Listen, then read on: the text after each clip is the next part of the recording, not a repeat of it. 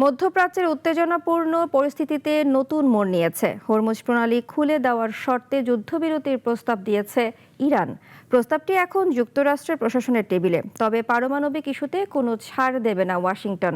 কি হচ্ছে প্রস্তাব নিয়ে জানবো ডেস্ক রিপোর্টে। মধ্যপ্রাচ্যে চলমান উত্তেজনার মধ্যে নতুন এক কূটনৈতিক প্রস্তাব এনেছে ইরান, যা ইতোমধ্যেই বিশ্ব রাজনীতিতে ব্যাপক আলোচনার জন্ম দিয়েছে।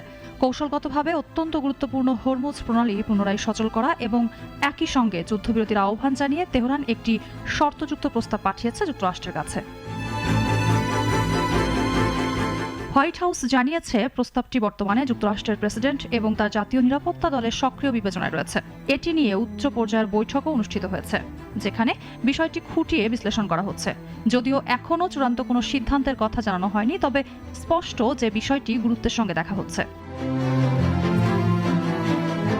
ইরানের প্রস্তাবের মূল দিক দুটি। প্রথমত, হরমুজ প্রণালী খুলে দিয়ে বৈশ্বিক বাণিজ্য চলাচল স্বাভাবিক করা এবং দ্বিতীয়ত, চলমান সংঘাত বন্ধ করা।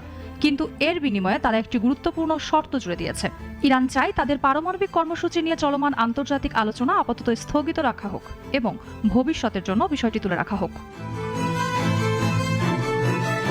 অন্যদিকে যুক্তরাষ্ট্র এই শর্ত সহজে মেনে নেবে এমন কোনো ইঙ্গিত এখনও পাওয়া যায়নি, বরং দেশটির অবস্থান বেশ কঠোর। তারা স্পষ্ট করে জানিয়েছে ইরানকে কোনোভাবেই পারমাণবিক অস্ত্র তৈরির সুযোগ দেওয়া হবে না। এই ইস্যুতে তাদের রেড লাইন একেবারেই নির্দিষ্ট এবং এতে আপোষের কোনো সুযোগ নেই। ইরানের এই প্রস্তাব একদিকে যেমন উত্তেজনা কমানোর সম্ভাবনা তৈরি করেছে, অন্যদিকে নতুন কূটনৈতিক চাপও সৃষ্টি করেছে। এখন প্রশ্ন হচ্ছে, যুক্তরাষ্ট্র কি প্রস্তাব গ্রহণ করবে নাকি আরও কঠোর অবস্থান নেবে? মৌসুমী মৌ, নাগরিক।